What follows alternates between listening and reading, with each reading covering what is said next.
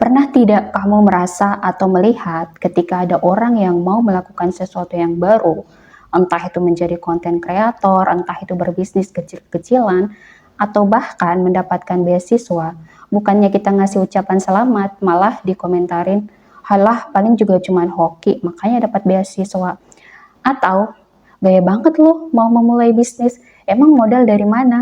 Selamat datang di Indonesia, di mana kalau ada orang yang mau naik level, selalu saja ada yang menarik kakinya ke bawah. Dan hari ini kita bakal analisis secara low-key, tapi mendalam, kenapa kita susah maju. Kita juga bakal bedah mulai dari budaya julid sampai penyakit psikologis massal yang disebut crab mentality atau mentalitas kepiting.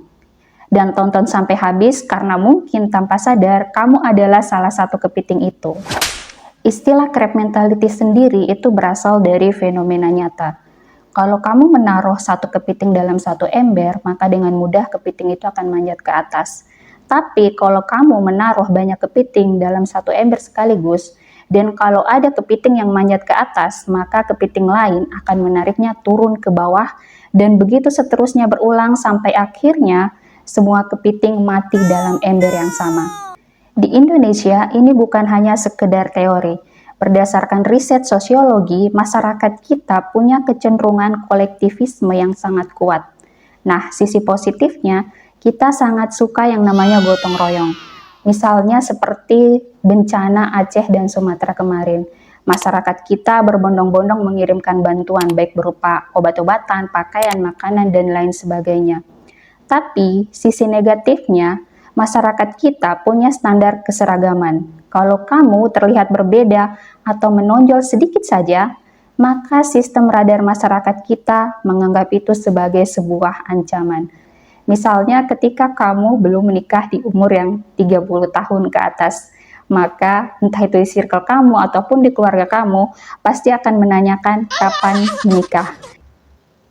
Kamu tahu tidak fakta kalau Indonesia pernah dinobatkan sebagai negara dengan tingkat kesopanan digital paling rendah se-Asia Tenggara menurut laporan Digital Civility Index yang dirilis oleh Microsoft di tahun 2021 kemarin.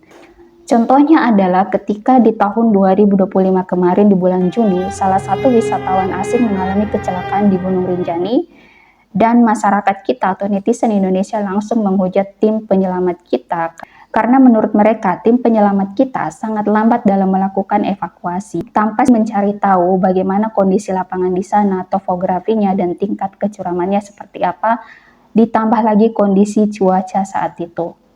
Dan kamu pasti masih ingat dong ketika Bapak Presiden Prabowo Subianto masih menjabat sebagai Menhan, dan saat itu beliau gencar membeli alutsista. Dan apa pendapat netizen waktu itu? Ngapain sih kita beli alat tempur? Masyarakat Indonesia itu butuhnya makanan, bukan alat tempur. Ngapain kita beli alat tempur? Wong dunia sekarang baik-baik saja, aman-aman saja. Ngapain kita beli alat tempur hanya untuk menghabiskan anggaran saja? Dan saat ini kalian bisa lihat berita di mana-mana ketegangan global antara Amerika Serikat dan juga Iran. Dan Amerika Serikat mengancam akan mengintervensi Iran. Dan jika ini terus berlanjut, maka tidak menutup kemungkinan perang dunia akan terjadi.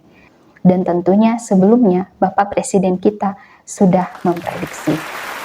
Kenapa sih kita doyan julid? Ternyata berdasarkan psikologis, menghujat orang lain adalah cara instan untuk merasa bahwa diri kita ini lebih baik daripada orang yang kita hujat tanpa harus berusaha.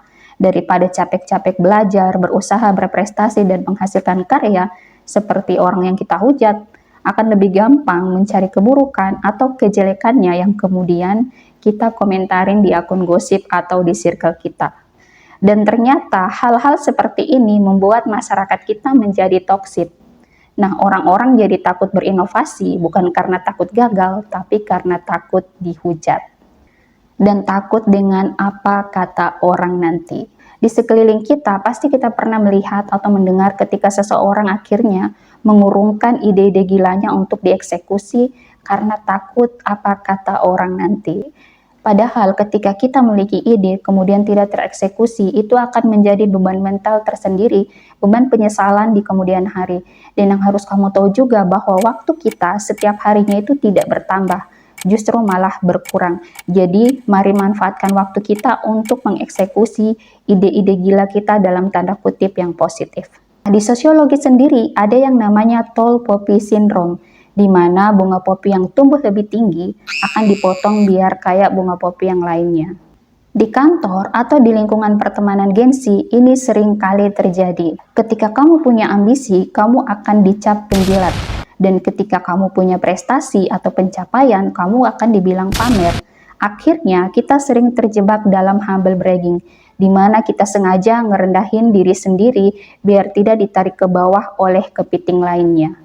Padahal, untuk maju kita butuh ekosistem atau komunitas yang isinya orang-orang yang saling mendorong ke atas, bukan malah saling menjatuhkan atau saling memotong. Dan di lingkungan kantor, kita pasti sering menemukan orang-orang yang suka menjatuhkan atau menjuliti orang lain. Misalkan ada teman kantor kita yang benar-benar memiliki prestasi yang luar biasa dan kemudian mendapatkan reward dari kantor, pasti akan ada saja selentingan atau julitan yang mengatakan, ah itu karena dia dekat dengan si bos, ah itu karena dia pintar menjilat si bos. Itulah kebanyakan masyarakat kita. Ternyata budaya julid dan crab mentality atau mentalitas kepiting memberikan pengaruh yang sangat besar terhadap kehidupan finansial kita atau keuangan kita. Kenapa? Karena yang pertama, fear of missing out atau FOMO. Karena takut berbeda, kita jadi mengikuti gaya hidup orang lain, meskipun kita tidak mampu secara finansial atau keuangan.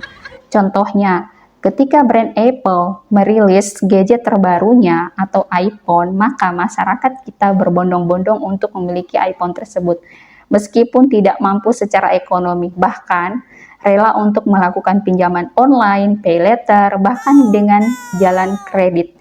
Yang kedua yaitu lack of innovation. Karena takut dijulitin, ide-ide gila kita dalam tanda kutip positif tidak pernah tereksekusi. Karena takut dijulitin dan takut apa kata orang nanti. Yang ketiga yaitu brain drain, di mana orang-orang ambisi dan orang-orang pintar Indonesia pada akhirnya memilih untuk kerja di luar negeri. Karena di sana prestasi mereka diapresiasi, bukan malah disirikin. Faktanya, ekonomi kita akan susah lari kencang kalau orang-orangnya masih punya mentalitas, gak apa-apa deh kita semua susah. Yang penting gak ada yang lebih sukses dari gue. Dan ini sangat berbahaya. Kalau ini terus dipupuk atau dipelihara, maka kita tidak akan pernah maju. Kita akan terus berada di tempat atau jalan di tempat. Lalu bagaimana sih caranya untuk berhenti menjadi kepiting atau berhenti menjatuhkan orang lain? Yang pertama yaitu self-awareness. Sadari kalau rasa iri itu manusiawi. Tapi jangan pernah jadikan rasa iri kamu itu sebagai senjata untuk menjatuhkan orang lain. Jadikanlah rasa iri kamu itu sebagai pemantik semangat untuk menghasilkan sebuah karya. Kedua, cari ember yang berbeda. Ketika lingkungan kamu atau circle kamu isinya adalah orang-orang yang sering menjatuhkan, maka cari komunitas atau ekosistem yang isinya adalah orang-orang yang saling mendorong untuk maju dan sukses bersama. Jadi, jangan pernah bunuh potensi kamu. Dunia ini sangat luas, bukan cuma seukuran ember doang. Dan waktu kita setiap harinya itu berkurang, bukan bertambah. Saya Indi, kalau kamu suka analisis seperti ini, silahkan like dan subscribe dan tuliskan komentar kamu apakah kamu pernah ditarik ke bawah ketika kamu mau naik level atau mau melakukan sesuatu yang baru. Terima kasih, sampai jumpa.